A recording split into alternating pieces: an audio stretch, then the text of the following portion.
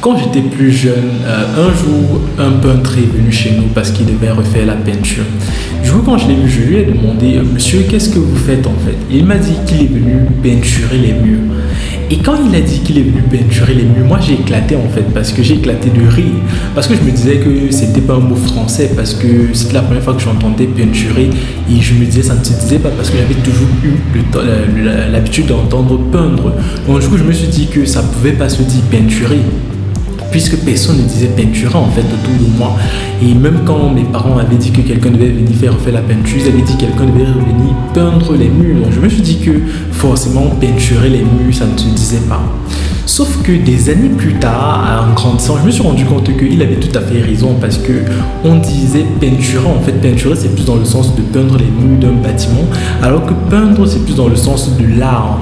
Donc en fait, en me rendant compte qu'il avait raison, ça attire mon attention. En fait, je me suis dit, combien de fois est-ce qu'on s'est retrouvé dans des situations dans lesquelles on discute avec des personnes qui ont tout à fait raison, mais du fait que ce soit inhabituel, on a l'impression que ces personnes ont tort.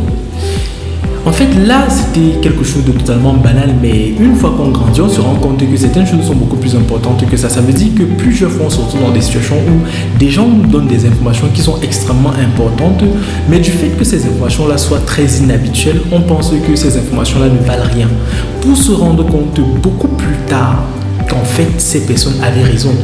Donc, en fait, ce que je veux te dire aujourd'hui, c'est il faut apprendre à écouter les autres. C'est-à-dire, il faut apprendre à écouter les autres, même si ce qu'ils disent est un peu inhabituel. Parce que des fois, derrière ce volet inhabituel, se cache un véritable élément de connaissance.